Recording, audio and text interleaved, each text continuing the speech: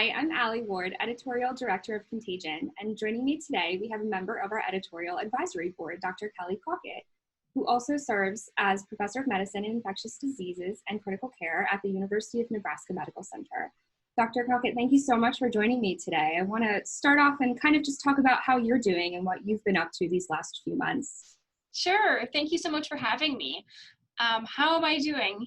I think I'm doing about as well as any of us can be. It's been really busy for everyone in medicine, and frankly, even outside of that, with schools closing and so many changes to our everyday functioning. But I've been busy spending my last several weeks doing a mix of infection control, in which we're really working on writing all of our policies as we continue to move through this pandemic with testing and procedures and how you reopen the hospital for more and more care.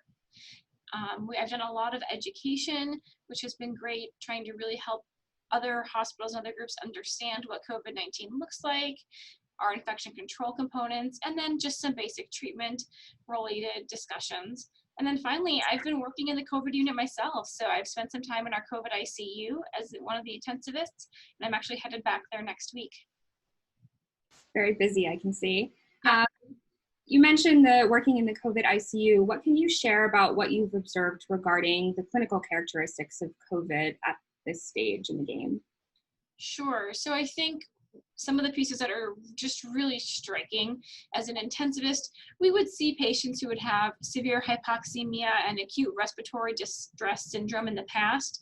And we'd have people on ventilators in the intensive care unit, but our average length of stay in general in a medical ICU is really only a couple of days historically. With our COVID-19 patients, and this has been seen in many other institutions, we see substantial lung injury with severe hypoxemia and much longer durations of stay in the hospital, and many more patients requiring ventilatory support compared to what we normally would have used in the hospital settings, which we can all reflect on that as we think of all of the prior shortages we heard in Italy and early on in New York about running out of ventilators or ICU level beds. That's the kind of impact that we're still seeing as we are stretched a little thin with patients coming into the hospital. And you just touched on some of them, but what other sort of challenges are you encountering on the COVID wards? Sure. So I think there's a lot of challenges still in making sure that we have great education to our frontline healthcare workers on the risks related to infection control, making sure everyone really understands how to use PPE appropriately. It's so critical on how we don and doff, and we've seen some literature that shows some of the highest risk factors for getting COVID as a healthcare worker actually come down to whether or not you're doing good hand hygiene in that process. So one of the classic things we've always worked on in infection control and always struggled to get full compliance to is one of the biggest things we see as an ongoing risk in healthcare in general right now. I think there's a lot of drive to provide treatment for these patients with medications. And as you know, we have a lot of data that's evolving, but outside of remdesivir, which has just published preliminary data in the New England Journal showing a shorter duration of illness, we really haven't had great evidence-based medical treatments beyond supportive care as we would have in the past for any other patient with severe ARDS. And so I think just that drive to have something to give these patients to treat, to figure out how to do it safely and maintain that, because we really don't have a clear end in sight for when we're not going to have these patients.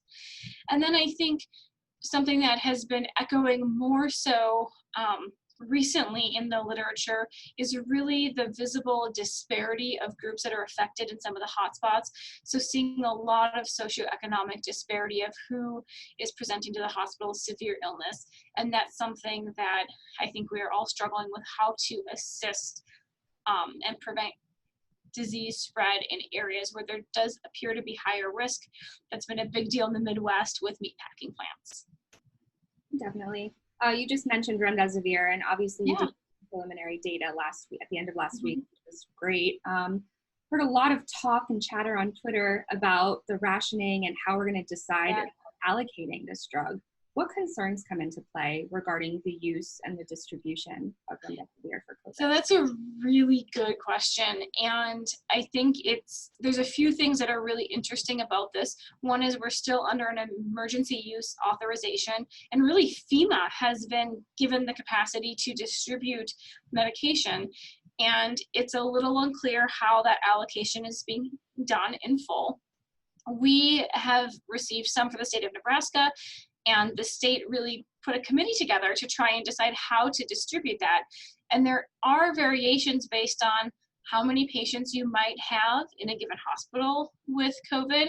So there could be disparities where you see larger centers with more patients versus our acute critical access hospitals may not have medication depending on how that is spread out. And there's also the variations of institutions who have the clinical trials ongoing. So the remdesivir studies are still ongoing with adaptive components right now happening. So if you're at an institution that has the trials, there may be a different level of access to remdesivir based on if you are eligible and opt to enroll in a trial versus having to get the medication under that EUA authorization. And so I think, unfortunately, there's a lot of potential for disparity regionally throughout the country and through different populations, and based on academic centers versus non-academic centers. And I also think it's difficult because we know, even if we just look at the allocations that we have available here, there's not enough remdesivir to treat everyone who would qualify. So then it really may come down to each institution deciding how to ethically disperse medication. And that's going to be a very difficult decision-making process that I suspect will not be standardized as you look from hospital to hospital. That's a great point. It's a slippery slope for sure. It is. Switching gears from treatment to looking at reopening, many states are in some phase of reopening right now. Right. What are the risks of reopening too soon? So I think the risk is what we saw happen in Wuhan. It's what we've seen happen in South Korea and other areas where as you reopen, and the risk may be there regardless of when you reopen for clarity, because we have not gotten rid of this virus. But as we reopen, especially if reopening is matched with kind of a sense of security in the public that masking isn't as important, physical distancing from people isn't as important, hand hygiene isn't as important, we certainly run a risk of a second surge of infection. By no means did any of our communities see that everyone became infected with this. And so in these other communities like Wuhan and South Korea that kind of led the way early, they have seen resurgence of infection with second surges coming through as they reopen. And I think that's something we have to be cautious of as we are reopening in states, that reopening does not come without risk. It likely does not come without more patients developing infection and coming into the hospital. And we know that if we aren't cautious with it, we may in fact still have a peak that could surpass certain healthcare systems. And so I think that to me is the biggest risk, that we made this big initiative to flatten the curve. And now that we're reopening, everyone assumes the curve's flattened, but they forget that it only stays flat if we maintain those policies as best we can while we reopen. Absolutely. In the grand scheme of things, we're still at the very beginning of this, and there's still a lot that we don't know. But you can look into the crystal ball just a little bit. What are the effects that you've seen COVID have on the healthcare system? And is that going to change how we do things moving forward? Oh, I think this will have, in many ways, revolutionized healthcare. And it also, I think, really highlighted the fragility of healthcare as we know it. We've seen fragility with access to equipment, access to PPE. We've seen limitations of medications when they're being used at high levels more than historical precedent, or lack of capacity to manufacture if one area is particularly struck with an infection or other, say, natural disaster, we may not have the supplies we need. So I think looking at diversification of where medical supplies come from and how we resource those will be one piece of this puzzle moving forward. But then honestly, it's moments like this. Not everywhere was really embracing telehealth and telemedicine and doing video conferencing. medicine has in many ways historically fallen behind the business realms as far as adoption of certain technologies for so many reasons, including patient privacy and just capacity to execute appropriately. And I think the use of technology that we've had almost forced upon us due to wanting to provide as much social distancing as possible is something that's going to be carried forward in medical centers in ways that was unprecedented pre-COVID. So I think that's going to be a huge shift.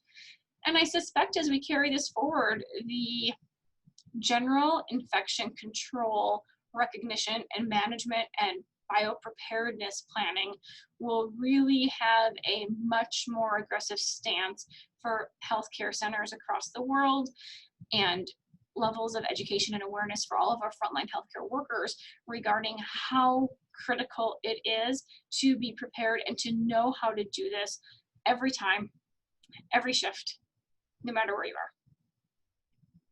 Great point. Lastly, I wanted to ask you what you think the single most important thing that clinicians like yourself working on the front lines need to keep in mind during this time? I think that's a great question that I probably would have given varying answers to week by week, but coming into the weeks we've been at this, right now, I think healthcare workers really need to pause and remember that we need to take breaks. We need to rest. We cannot work unendingly, whether it's at the patient bedside, whether it's writing policies, doing research, teaching.